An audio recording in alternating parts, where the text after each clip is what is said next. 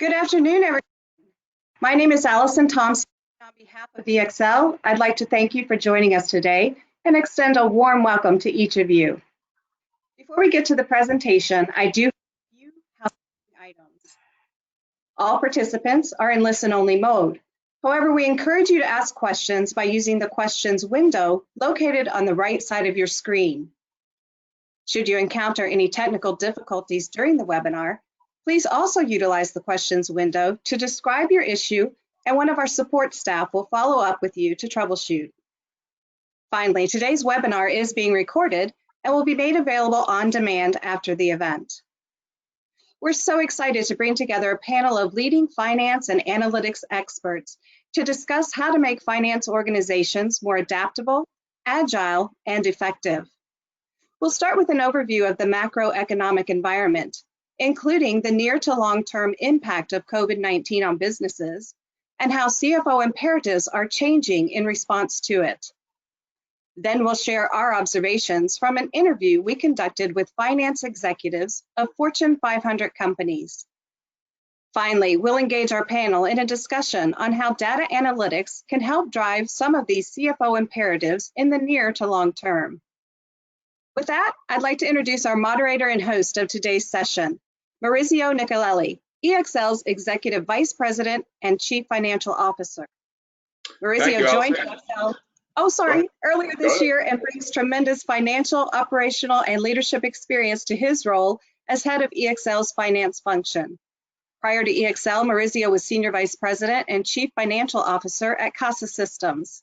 So now please help me welcome Maurizio. Thank you, Allison. And good morning and good afternoon to everyone around the world listening in. So let's get started. I do want to introduce you to our panelists. We've got a great panel here, and let me introduce each one. We have Alan Moran here, Chief Audit Executive of Chewy Inc. Alan is the head of internal audit at Chewy Inc. He started his career with EY, then after spending almost 9 years with EY, moved into the private sector, working for large multinational Fortune 500 companies on progressive internal audit positions. Alan also has worked for a variety of manufacturing and technology companies and thus brings extensive audit experience in many specialty areas, specifically risk, data analytics, robotics process automation, cybersecurity, SOX compliance, IT processes and controls, and data privacy. I also want to introduce Frank Costanzo, CFO of Eagle Bulk Shipping. Frank joined Eagle Bulk in 2016 as Chief Financial Officer, bringing more than 30 years of banking, finance, public company, and commodity market experience. Prior to his current role at EBS, Frank has served many large organizations as their CFO, global treasurer, director of internal audit, and other positions of increasing responsibility throughout his career. I also want to introduce Vishal Jabbar, President and CFO of EPIC. Vishal is responsible for the financial functions and global operations of EPIC, a worldwide provider of legal services. He most recently served for 10 years as the Executive Vice President and Chief Financial Officer of EXL Services. Prior to that role, he served in numerous leadership roles across the financial sector, including at GE Capital, American Express Bank, and Xerox. And then I also want to introduce Jagmeet Singh, VP and Global Head of Finance Transformation here at EXL. Jagmeet is the Global Head of Finance Transformation at EXL, responsible for driving digital transformation for the CFOs and CROs. He has 18 years plus experience in financial consulting, advanced automation and robotics, change management, process improvements, and program leadership across finance and risk functions. So welcome to all of our panelists. So if we move forward, let's take our first poll question of the day. So in your opinion, what will be the shape of the economic recovery? Will it be A, V-shaped, B, U-shaped, C, multiple rebounds, or D, L-shaped? And this is a well discussed item these days.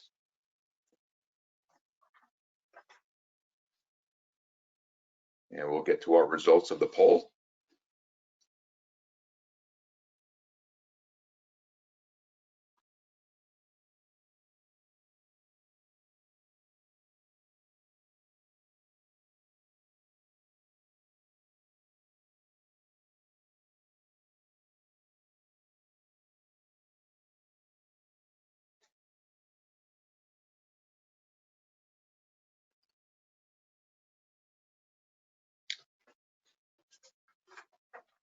This could be the #1 question that people talk about these days, especially in the financial world, is what exactly is going to be the shape of the economic recovery?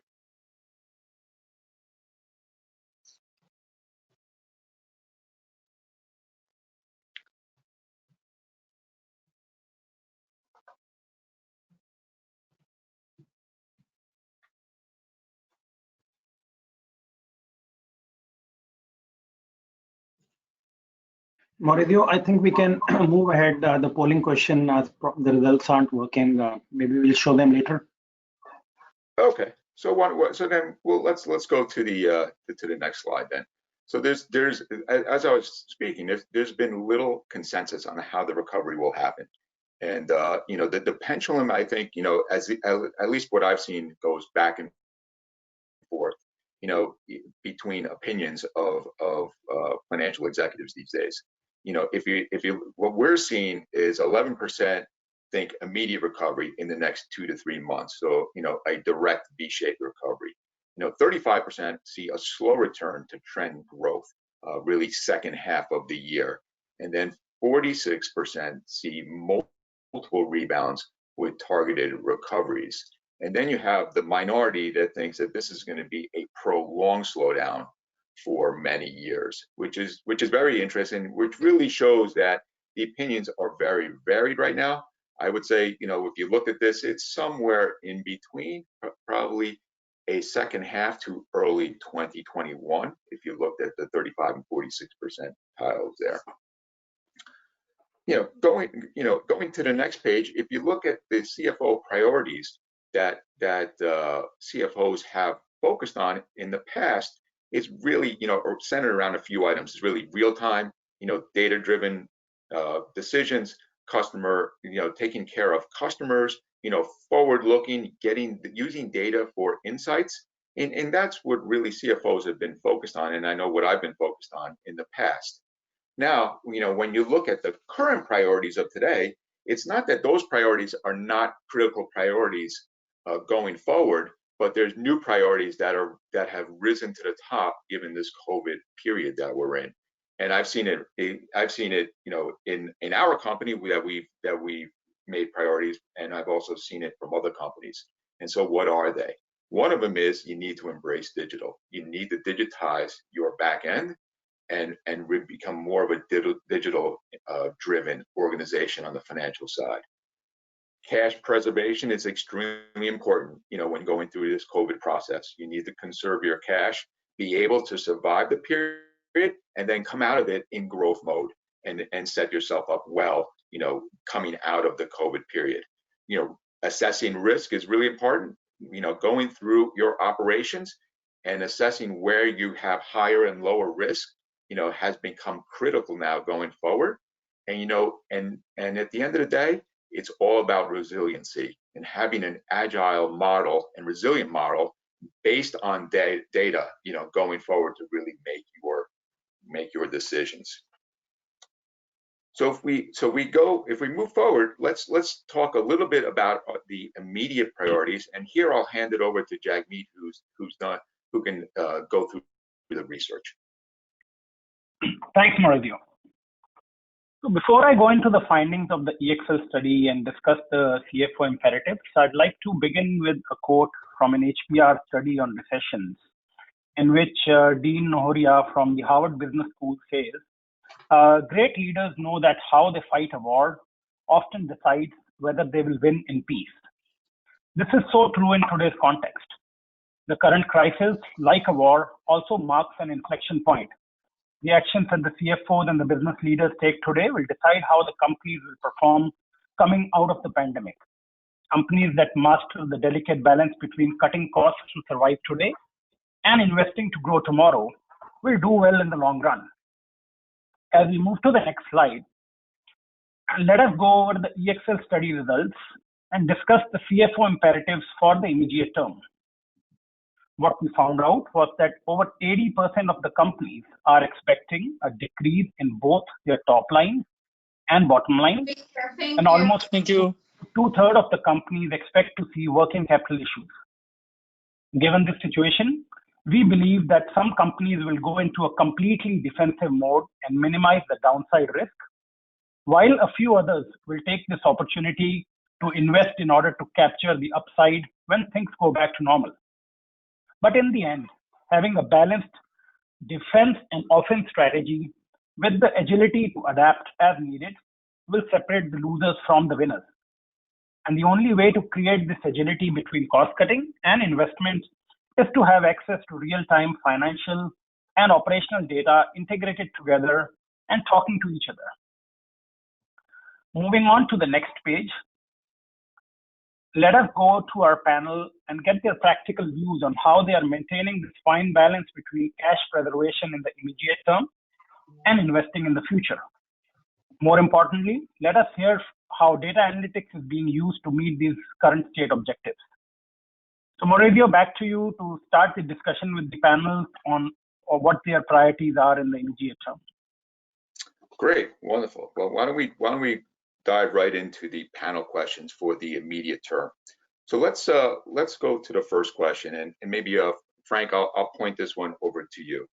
As the magnitude and duration of the crisis remain unclear, CFOs have a very tough job of balancing between cost cutting and the need to invest in business as the economy recovers.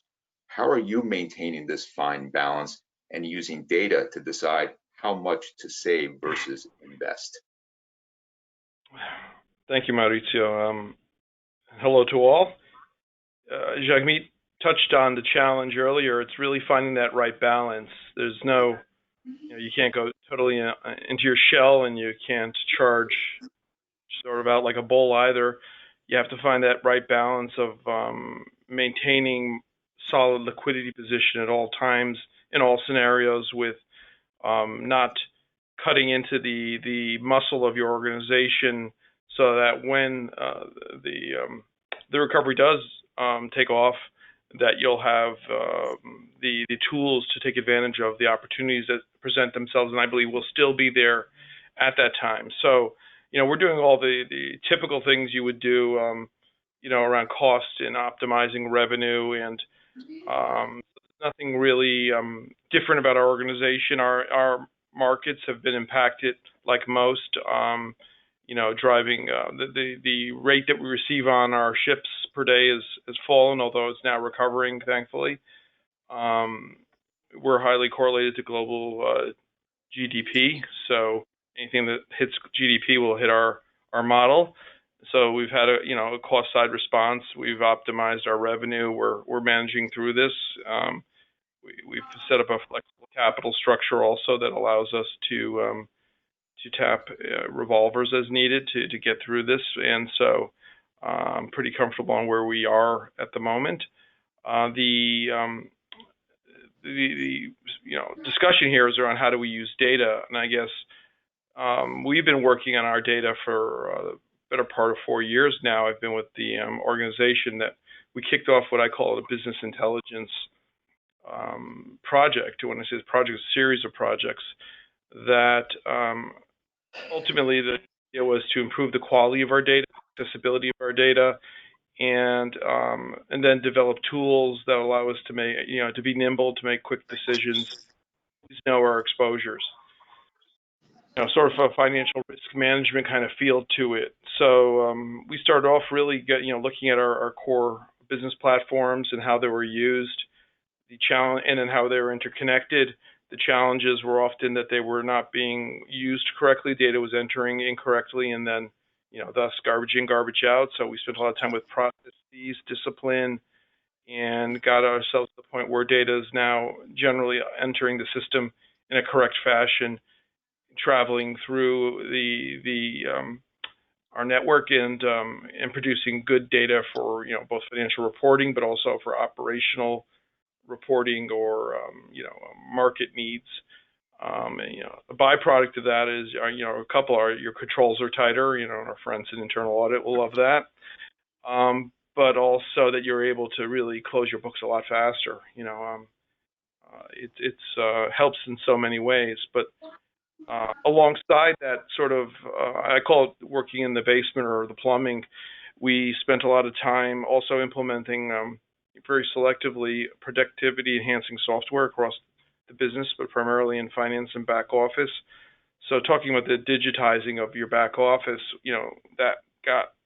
that was started in 2016, and of course this is a never-ending journey, but the key workflows or work streams are now digitized, and as we all moved home to work during this crisis, having a digitized back office was enormously valuable. Allowed all of us to work remotely, paperless, and get the job done. It also facilitates remote audit for our external auditors, and I don't see how we would have done what we've done so almost seamlessly without a digitized back and connected back office.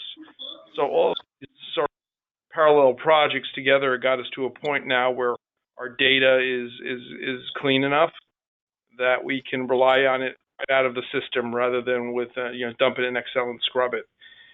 And we've begun to build real-time dashboards that sit on top of all this and give us actionable real-time data that we can then use to make decisions. And so it's a journey. The journey never ends, but right now we feel like we're well along on it, and I think this crisis has proved the importance of that journey, both from an accessibility of information and platforms to the clean data you can use to be nimble and make decisions quickly. That's great, Frank. Thank you for that. Vishal, how are you maintaining this fine balance? Thanks, Maurizio. I think to a certain extent what Frank said makes sense. But also I think what is important is just the needs of the business, have dramatically changed in this crisis. I think the need for being more nimble, the need for being more faster, the need for taking more quick decisions is more imperative now. So I think one of the things which I have been using is making sure that the business understanding and the business feedback on what's happening on the ground is much faster than what we would earlier do and anticipate, which means that you need to have a better network of finance in the business, because things are changing very, very, very fast. And I think that has been a very important part of how to react. So for example, when we realize that our business will be down and it will be down by so much, the cost actions we had to take, in typical scenario would have taken months for us to execute.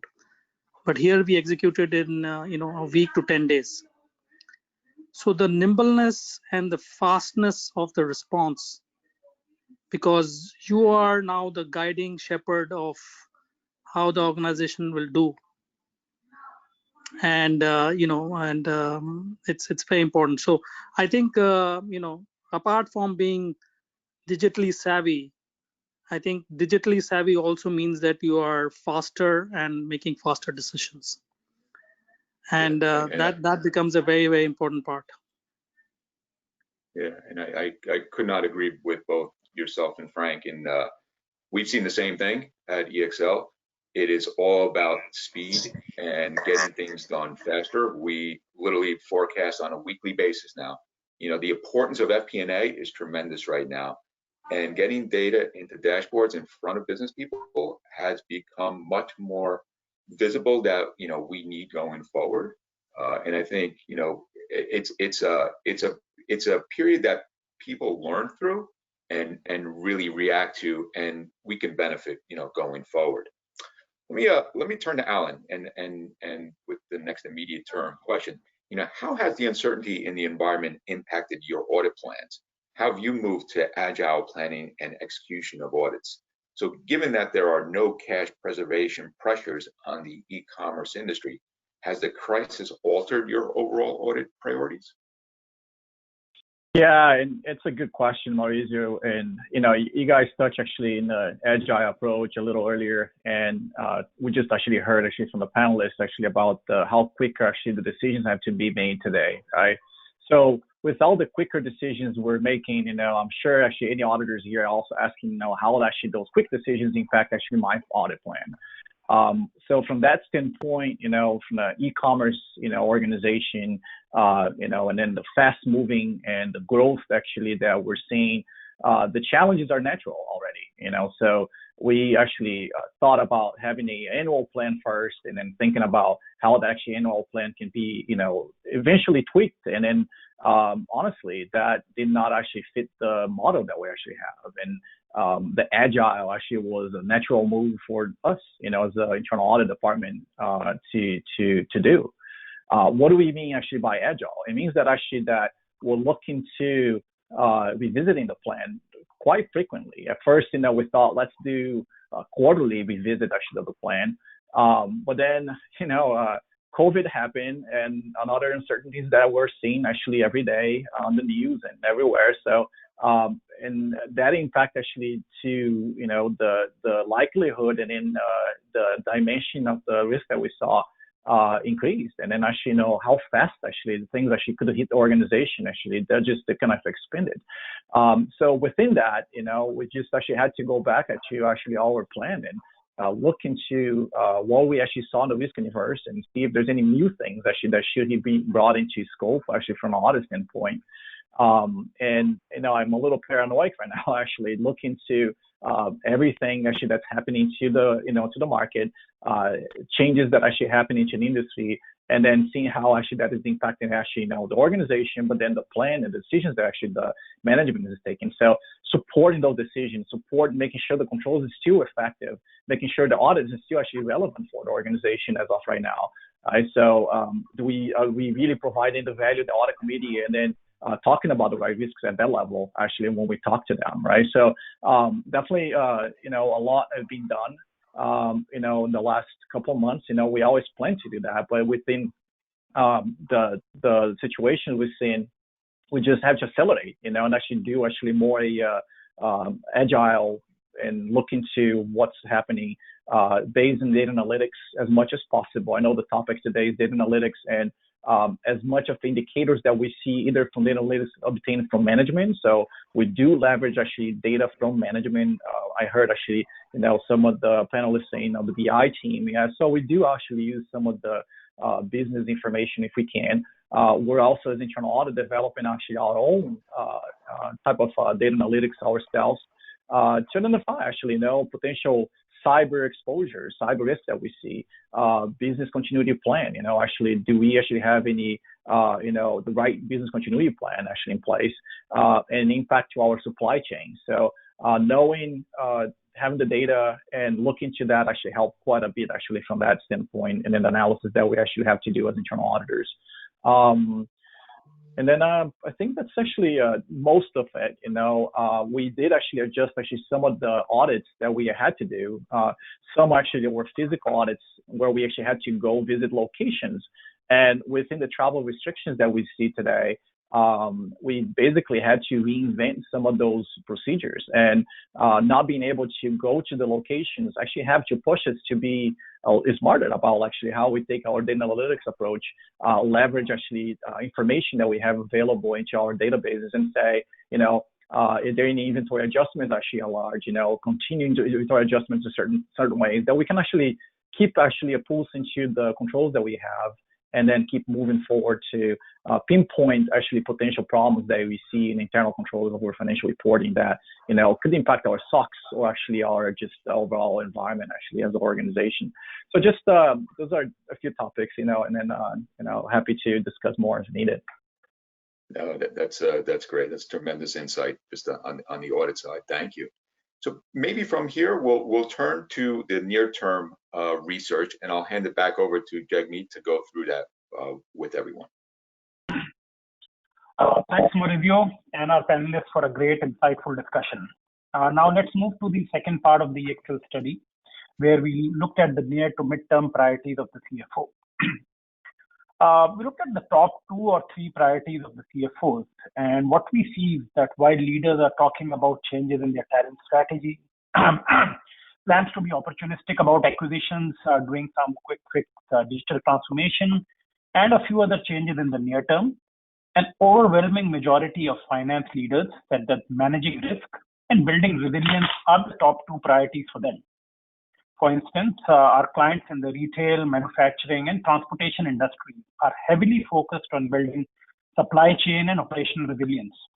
In talking to the CFOs and the chief operating officers of some of these companies, we see all of them looking at alternate sourcing options, building supply chain data nerve centers, enhancing their demand and supply models using machine learning, and building dynamic dashboards to proactively see and manage the operational bottlenecks. All this requires the CFO to have a base that is built on an end-to-end view of operational and financial data, topped by advanced analytics to improve planning and forecasting accuracy in these uncertain terms. In addition, what we also saw is that the highly virtual operating models are making companies more vulnerable to internal fraud, third-party risks, and cyber crimes. Now let's go back to our panel and see how they are tackling this need of increased resilience, more complex scenario modeling, and proactive risk management. But before I hand it over to Maurizio for the panel discussion, let us also hear from our audience to see if they are planning to include the macroeconomic data like global GDP, interest rates, unemployment figures, and other indicators for their forecasting models and resilience planning.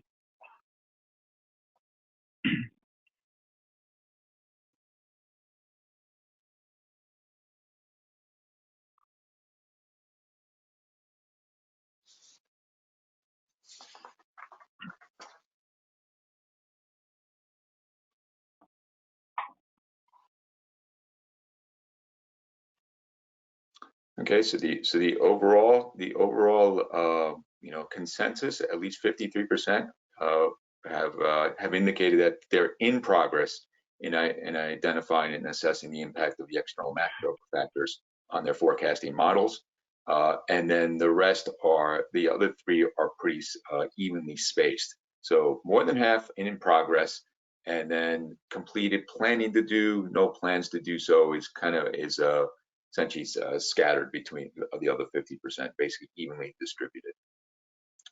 That's great. So why don't we head into some of the panel questions around the medium-term priorities.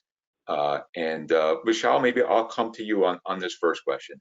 How are you using data analytics for scenario building, preparing for a second wave of pandemic, and for conducting stress tests? So CFOs are using this period of crisis as an opportunity to perform a deep balance sheet diagnostic and capital structure evaluation. Do you have the right tools and data for scenario building, capital structure, and balance sheet evaluation? Maurizio, I think this is, right now the lifeline of the CFO and the CEO, right? Because not only is scenario building on what's going to happen in the business, but also the capital structure. I think the capital structure question was like pretty mute question in the normal economic environment. But in this scenario, when your cash is at and liquidity is at utmost importance, your debt and capital structure is is going to be very important. Your ratings among the rating agencies, all these things are going to play a very critical role, much more than it would have done in the normal circumstances. So my sense is that yes, you can have scenario analysis, and because it is such a unprecedented, unpredictable scenario, you can have 5-10 scenarios, right? But I think there are 2-3 things, like you said. You need to look at the economic trends, and also you need to look at what part of your business will recover the fastest.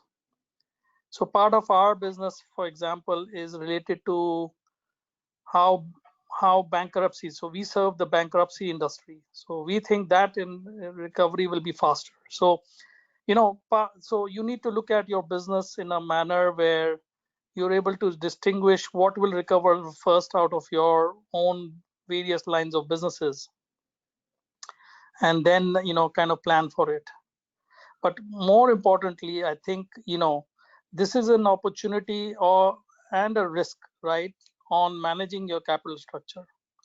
So one of the things which we are looking at, for example, is how do we make sure that we come out as a stronger balance sheet out of this crisis? So for example, our debt is trading at 70 cents.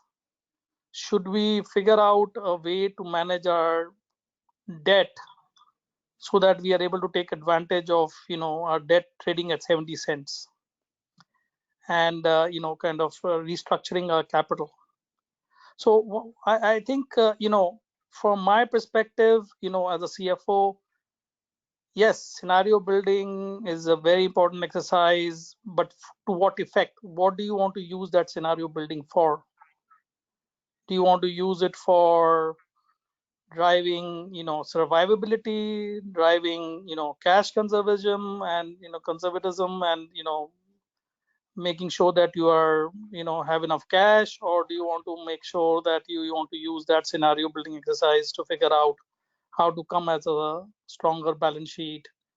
So those are the things I think we are evaluating. And scenario building by itself, has no meaning unless you have what is the purpose of that scenario building. So that's how I'm looking at it. That's great. It makes a lot of sense. Frank, maybe you can let's hear how you're thinking about this. I think you're on mute. Sorry about that. Off mute. I'll start with the mechanics and then move on to the actual capital structure discussions. On the mechanics, it gets back, and I think I touched on it earlier, it gets back to the quality of your information, your data, to allow you to produce real-time operational reporting that allows for nimble decisions. Now, our business, I guess we've been forced into discipline because our business is extremely volatile. Dry bulk shipping, the rate that drives your revenue, the price and the volume times price equation could swing 25% in a month without easily, and larger during crises in either direction. So there's enormous volatility, and you need to be able to manage through that volatility. So what does that do to you? First, it forces you to build the tools that you need to understand and build scenarios in all market possibilities. And so again, all the things I've listed earlier, getting data in place, connectivity, productivity enhancing software, and then also getting the people in place. We built what I call a business intelligence team, and it's really FP&A on steroids. So you have our FP&A group, which we set up for this, plus the individuals in the other parts of the business that contribute to the quality and the availability of our data. So all of these things together, and then focusing on risk management and the tools, making certain you have the tools you need, and then understanding how to interpret those in times of stress and crisis. And all of these tools help with the capital structure, but I think a lot of the heavy lifting needs to happen in the calm periods, the periods when you're actually shaping your capital structure. Once you get into the crisis, making adjustments, Yes, there's opportunities. For example, if your debt is trading below par, you may be able to do something there. But generally making major changes in your capital structure during a crisis are difficult. And so it's really getting a capital structure that's suitable for your business in place prior to the crisis, making certain that you, if you rely on the bank market, that you have a good bank group that understands your business and is operated in the full cycle of your business, so that they know and understand the highs and lows of that business. Building, making certain your covenants are flexible enough to allow you to survive any downturn, making certain that you have access to revolving credit facilities if and when you need them. All these things have to happen prior, and to evaluate how much you need and how much flexibility you need. It's all about the quality of your data and then the tools you need to crunch that data and make decisions.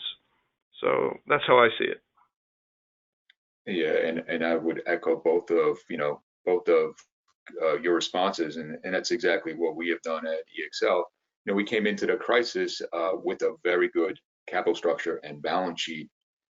We did tremendous amount of scenario building in terms of scenario forecasting, and that really enabled us to really maintain our balance sheet and really start to set us up for growth going forward. And target those areas that come back first, and then really assess those areas that may lag longer than other areas of our business that come back. Maybe turning it over to Alan, let me ask you this question, which will be pertinent in your area. The pandemic has introduced and increased many risks in the environment. With work from anywhere environment, increased dependency on global supply chains, and everything moving to the cloud, companies are focusing on additional operational controls, cyber resilience, and managing third-party risks. How are you using data analytics for these new risks and audits? Yeah, Mauricio, and that's actually exactly what happened, right? So work from anywhere, it's actually introduced quite a few risks actually into the organization. And then you mentioned actually quite a few of them, like one is the cyber, aspect of it. So decisions were actually made overnight to kind of how to make people work from home and make it actually that available. That in itself introduced potential actually IT security, people actually working their own laptops, even though IT security have been actually quite diligent about it.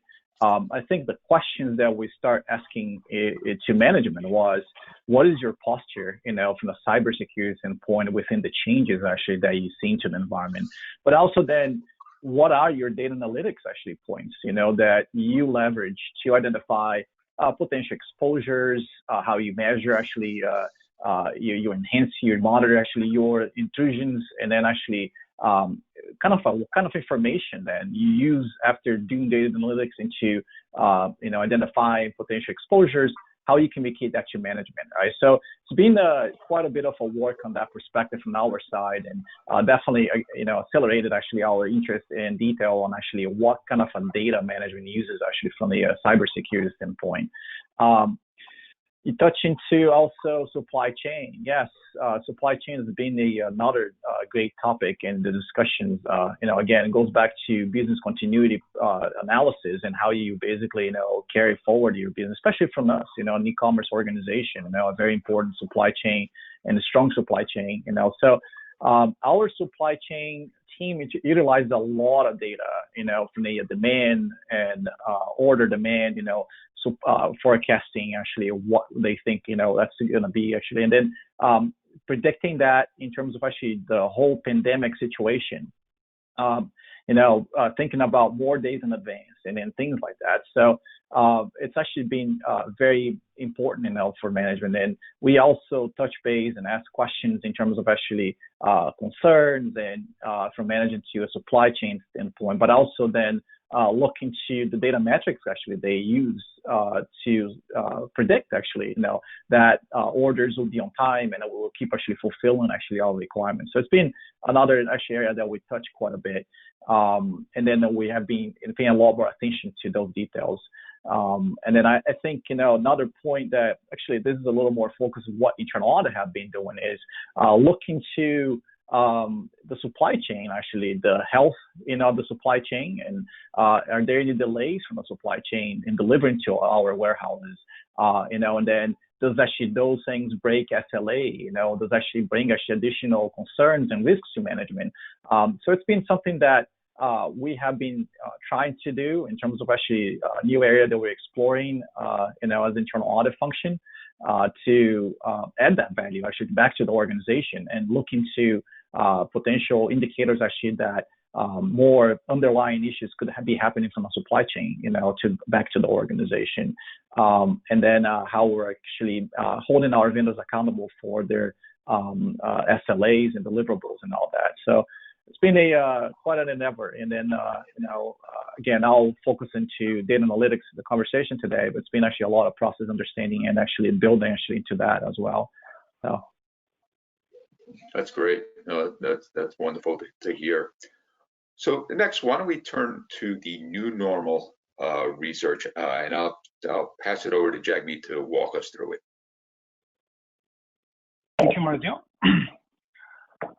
Again, a very engaging discussion. I think the topics of resilience, risk, supply chain, and operational resilience, those are the key factors which everybody is talking about today. And as we discussed, data is key in any of those building any of resilience or managing any of those risks. Now that we've discussed the immediate and the medium-term priorities of cash preservation, operational resilience, and risk management, let us also look into the study results for the imperatives in the longer term, as it is being called the new normal. But before we go into the empirical study results, let us spend a quick minute on an important cultural and a mindset change that the pandemic has brought in the executive boardroom. The pandemic has forced a big change in the mindset from transformation is being done to us to transformation is critical for our long-term survival. I think we were in the discussion with the CFO of a top logistics company a few days back, and she said that they spent a lot of time over the last 2 years to connect 20+ data sources in a single cohesive real-time tool. The investment in the control tower, as they call it, has come in extremely handy in the pandemic for them. This single view of data has enabled business leaders to make well-informed, data-driven decisions to support their product strategies in these challenging times. What we found out through our study is that for the first time, data-driven digital transformation has surpassed technology, process, and people transformation initiatives in companies. While on one hand, data analytics is being used extensively for generating real-time insights, as a lot of you pointed to, on the other hand, many companies are working towards things like AI-driven financial scenarios and using machine learning to eliminate the human bias from financial analysis. Our CFOs are also looking at data-led transformation, not only to solve the current problems, but to make sustained structural fundamental changes in the way of working in finance. With all the progress that is happening in this area, we'll soon see things like on-demand financial close, automated benchmarking, and real-time integration of external indicators into the financial plans. So now we've based on what we've heard in theory and studied, let's go back to our panelists and see how they are planning to make finance natively digital. Great, thank you, Jagmeet. And so why don't we go into the new normal questions or panel questions. So Vishal, maybe I'll come to you with this one. Studies by INSEAD and McKinsey show that outside of crisis periods, finance leaders spend more than 2/3 of their time on financial housekeeping and less than 20% on strategy and decision making. Do you think this crisis presents an opportunity to invert that triangle and accelerate standardization and automation of transactional finance? Yeah, Maurizio, I think this is always a question which a CFO will grapple with, right? Because you have to deal with the day-to-day data needs of the organization, the need of the, going to the analyst and so on and so forth. At the same time, the CFO has to play a very strategic role in the organization. I think given the circumstances and the crisis, the opportunity to play a much more strategic role, not only in terms of how data is being looked at, but also how data is being applied for in the organization, is going to be very, very important. And I think that CFO can play a very important role and should play a very important role. So my sense is that, as of now, the CFO should really be a shepherd, right? Should be like a person who is, shepherding the organization into the next phase of the future, which is very uncertain. So my sense is that, good CFOs or CFOs who will be focusing on strategic intent backed by good data, good analysis, and would play a very important role as part of the organization. So my focus right now in what I am doing is making sure that the organization is future ready as we think about the various scenarios of how the COVID impact would be and how you would come out of it. I think it's important that we make the organization ready for the future, because the new normal, as you said, would be very different in each one of our industries. And we have to play an active lead role in kind of thinking about not just what the financials could be, but the basis behind the financials would be what is the business strategy, what is the new business model, where do you focus, how do you manage your cost structure. For example, I'm sure everyone is thinking about this, but for example, we are thinking that we may not need 50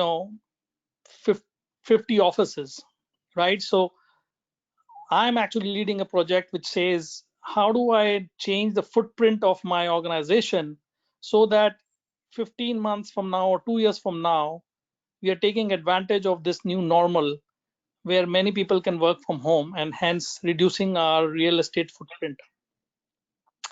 Second example, think about how you would think your T&E, your workforce, people who are, you are hiring, how would they be onboarded, right? How would you spend money on T&E? So all these things are, every line of your P&L will have a new paradigm in terms of how you think about it, whether it is revenue, cost of goods sold, whether it is, SG&A. And, I think CFO has to take the lead in kind of forcing the issue of what the new normal would be. Because I think in this scenario analysis, right, what we can do is see what the scenario is in this crisis. But question is, what is the new norm? What does the new normal business look like?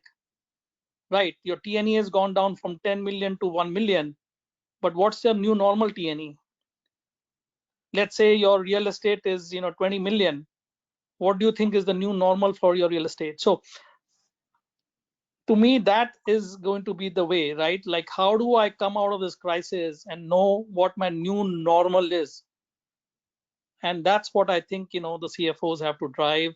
The CFOs have to kind of imagine, and CFOs have to kind of challenge, because still the tendency could be that people don't want to make changes, but the reality is the change is there, and if you are not doing it, your competitors might be doing it.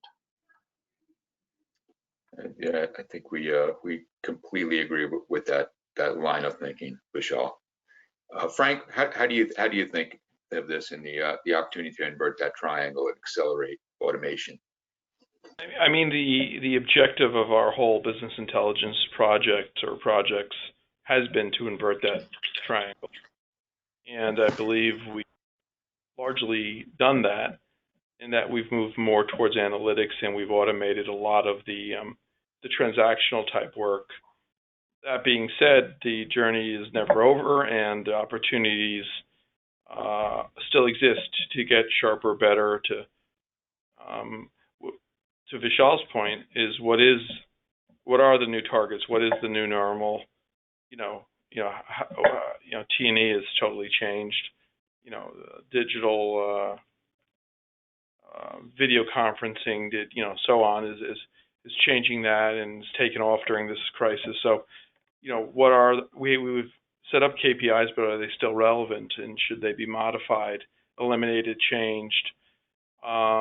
So there's so much to do, so many adjustments to make as a result of this crisis. But again, continuing to digitize, we also measure the productivity of finance itself. So, in a simple way, cost is people and software.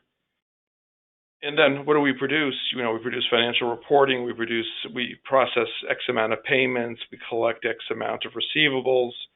What is the cost of each payment? What is the cost of each dollar collected? And how is our productivity behaving within the finance function itself? And we do track that, and that takes some level of creativity, because these metrics, there's more traditional things like DSO and DPO, which are more about productivity, or more about how well are you doing it, but then also productivity type stuff, like how many payments per head are you processing within accounts payable, and so all this stuff's going in the right direction, and pretty significantly in the right direction with us, but it's continued focused investment, and then identifying what the new reality, the targets in the new reality, I think, to Vishal's points. Yeah, and I would agree with you. And a lot of what we have been doing at EXL is really trying to figure out that new normal. And a lot of it is facilities, but it's also the work from home. It's not, to a certain extent, we'll need less facilities most likely, but we'll need to spend money on technology, for people to be more, for our systems to be more protected from people working from home, for data security. We're going through all of those discussions internally, and there's going to be a new normal, and getting in front of that is critical right now. Why don't we go to our next question, and maybe Alan, I'll point this over to you to start. From a long-term perspective, what time horizon are you looking at for implementing a data strategy in your groups? What are the critical elements for success? Is it people, process, technology, or availability of data by itself? Yeah, thanks, Maurizio. As we heard today, analytics are everywhere. All the panelists actually are mentioning, like how the organization's dependency on analytics, right? So, for internal audit, we shouldn't stay behind. We should keep pace. We should ensure actually that, we stay on top of the things, and from to support the organization and within the function itself. So I would say they're all important, so people, process, technology, and how data availability is actually, to you is actually very important too. So, I define actually a 3-year plan for the department to go from the status that we are today to kind of a mature status, So there's actually a defined methodology, and then how to get from what we are to what we want to be. And then it's broad enough to kind of consider actually the people, process, technology, and data actually within actually that perspective. And one of the recommendations I have for internal audit folks actually on the phone, or for even finance or accounting functions, they're listening into to define actually what are the goals actually that you want to achieve. And my recommendation also is to let's not boil the ocean. Start small. Start to things that you really want to achieve. Prioritize them. Say maybe do an ad hoc type of analytics first, and then you evolve to then do a continuous monitoring, and then you evolve to the future like a robotic process automation, which you actually have that on the schedule, and actually kind of validating the data, and then self actually auditing, or actually self giving you the information that you're looking for. One of the examples, just to kind of go into how to start small, we're looking to the T&E process, and then we're looking to the controls that we have. We're looking to potential low-hanging fruits type of things that actually can be identified from the T&E, perspective, and then how can we actually use data that we have available to identify potential deviations from actually the policies we have for the organization. So it's been quite a bit of work done, in the last, still even within the last, a few months, definitely, and I think, the importance is to kind of have a plan. Again, start small, but then know where you want to get to within whatever your time frame is, 1-3 years.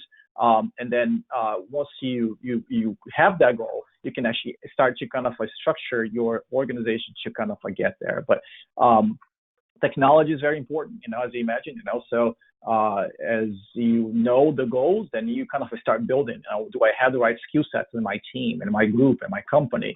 Who does actually have the skill sets? So it helps you that. And also then from a technology standpoint, do I have the right tools actually to help me get there too? So those are the main topics I think, I can touch for my experience, from internal audit, but also seeing actually how the organization is moving in that goal too. That's great, Alan. Thank you for that. And so why don't we, we're coming up on the hour, so why don't we summarize kind of, the overall research, and also, talk about some closing statements here. So, when we summarize, we want to think of 3 things. One, we want to manage perception and change. We want to set realistic goals and change that mindset, in the new normal. We want to stay grounded in data. You need to understand your data, and that came up in many of our discussions and all of our questions today. It's all about the data and making good decisions based on data. Where is it trending? Where do we believe the outcomes will be based on what we're seeing today? And then the last part is really the skill set. Do we have the diversified teams within our finance organizations? Or do we need a talent refresh?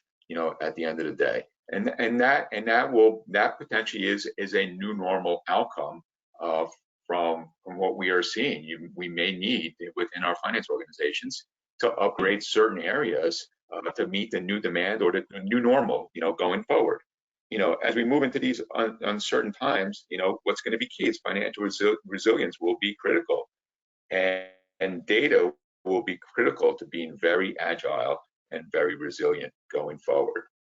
So I want to thank everyone for logging on and listening to our webinar. Also, I want to thank the panelists for their insights. Great stuff from them on all these different questions.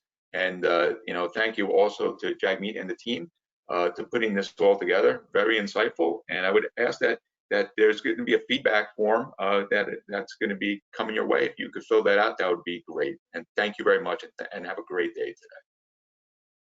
Thank you. Thanks, everyone. Thanks, everyone. Thank you. Thank you.